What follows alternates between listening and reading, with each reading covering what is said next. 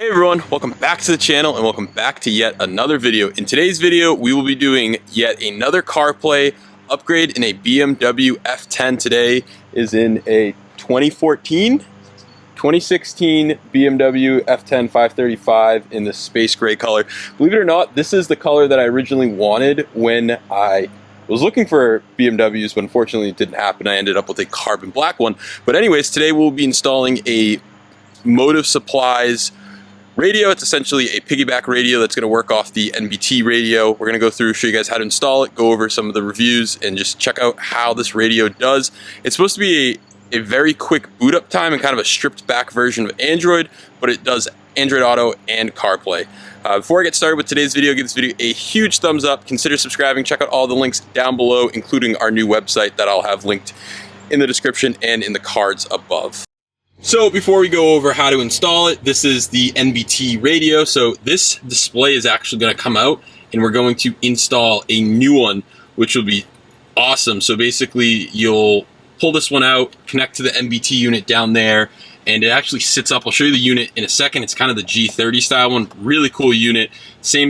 Basically the same screen that I have. So right now I'm going to show you guys the unit and then we're going to get going with installing this. You guys have seen me install these before. We're going to do it again in today's video, and really excited to check out this one because the boot time and the interface is supposed to be super awesome. So let's show you guys the new one and then we'll get going.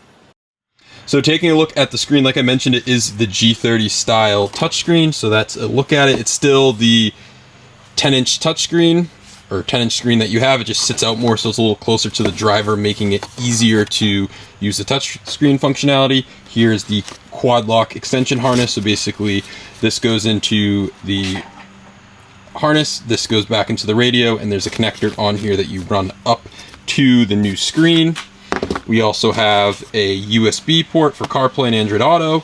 And then we also have a aux cable. As many of you know, if you've been watching my videos, sometimes this is needed, sometimes it's not. Hopefully it's not needed in this instant, but we will figure it out once we get going with the install. So we'll start that now. So right now we're doing the first step, and that's just pulling off the trim on the car. Basically go around with a plastic pry tool to get it going on the far right side, and it just pulls right off. And then you can pull it out a little bit and flip it around. And there's some connections. There's a connection right here for the power button. Can't really do it one-handed, but we'll get it. And there's another connection here that pulls off, and then this whole vent piece will pull back. So once it's removed, there are two T15 screws holding in this HVAC panel, as well as two right there holding in the screen.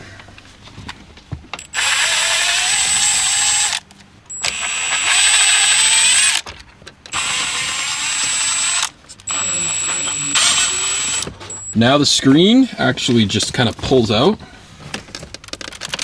just like that, and then slide it out. And then behind it is one connection right there. You just have to push down and pull off. It's a little difficult to do, but with some effort, you'll be able to get it. So now we're gonna take out the HVAC controller with the two screws out. You kind of just pull on it and this clips.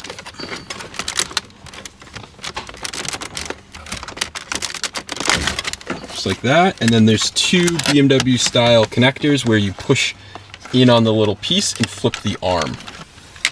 Now you're going to remove the NBT head unit, and there's four more T15 screws.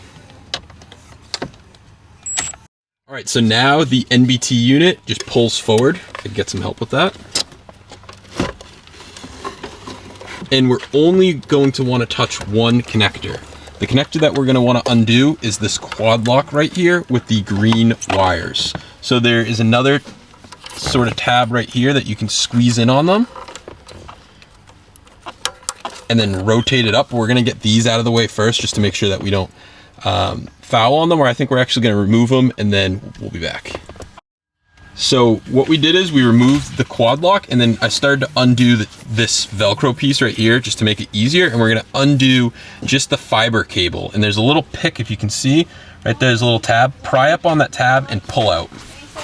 All right, so now we have the new harness right here. We have the optical cable out. So this optical, or most cable as BMW calls it, is actually gonna be wired back into the radio, and we're gonna install the quad lock extension right here. So it actually just matches straight up. Goes together, both sides. And now this is gonna be ran, this is where it kind of gets difficult. The optical cable has to kind of go into the last one here. Gets a little tight. You're gonna have to worry about cable management, stuff like that. That's what we're gonna work on now. And then this, we're actually going to run up to the screen. This is the new screen connector. So we're gonna run this somewhere up, nice and neat. And then, yeah. All right, so we have it hooked back up. It's just kind of chilling here at the moment, very messy, but we did run the USB. So we have the USB, we have the old display cable, and then we have the new unit power. So we're gonna hook all this up right now, show you how that's done, and then we're gonna go for a test.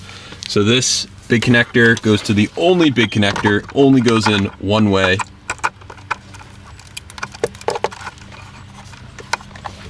And then we have this small one, it's the smallest one for USB. Again, only goes in one way. And then we also have the display cable that goes into that blue port right there. Again, only goes in one way. There we go. And now we're gonna flip the screen back.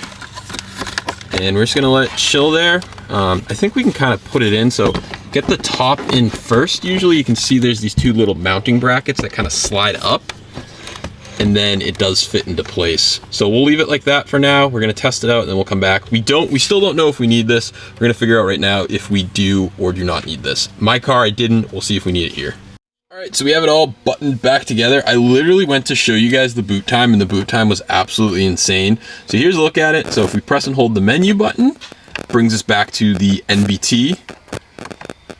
There does look like some little bit of screen issues that we have to work through. You can just see the resolution's a little odd. We'll go back and actually fix that. There's just a setting there that we'll go in and fix that, make sure everything looks good. However, once we go back in here, this is the main screen that it boots up to, and we can see some car, I don't know what's in here. Car info just brings you back. But wireless CarPlay works really well so far. It's paired up like that, very quick to pair. The other thing that was really great, we didn't need to use the aux cable. As I mentioned, we may not need to use it. Everything that I bought in from Motivesupplies, I've never needed to use the aux cable on the NBT. It automatically puts it in aux mode for you and you don't need it, which is really freaking nice. So this is, yeah, CarPlay, as you guys can see. We can click here and it brings us back to this menu. There's some other settings, Android Auto, and if we go settings, this is all the sound, cameras. If you're going to use a backup camera that's not factory, it allows. It also allows stuff for EQ, sound, and software updates. But the boot time, so let's shut this thing off. We'd have to let it go to sleep, but the boot time, guys, is absolutely insane. I'll try to get that before we close out the video if I'm able to. But yeah, that is it. This is, again, from Motivesupplies. I'll have it linked down below. So far, this is one of the better Android radios that I've seen. Some of the other one that I had was good, the huge one, but the CarPlay didn't work the way that this one worked. CarPlay on this is just instantaneous. So right now, we'll see the boot time. So I just turned on the car.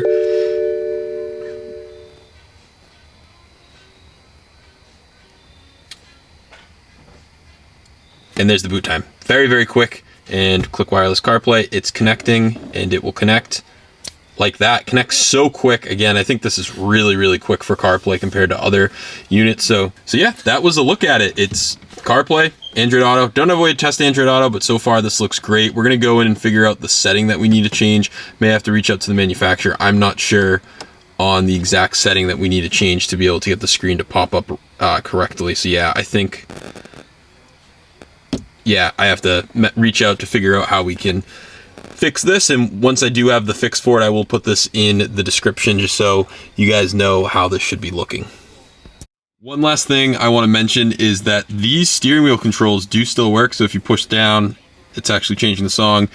Volume works, Siri should work, everything works as it should using the factory steering wheel buttons. So another thing I just wanted to mention. All right, everyone. Well, I want to close out today's video. Thank you guys so much for watching. If you guys are looking for any radios for your BMW F10, check out Motivesupplies. I'll have them linked down below. Also, check out our website, EM Performance. I'll have that linked down below. Check out all the links down below as well, and I will catch you guys in the next one.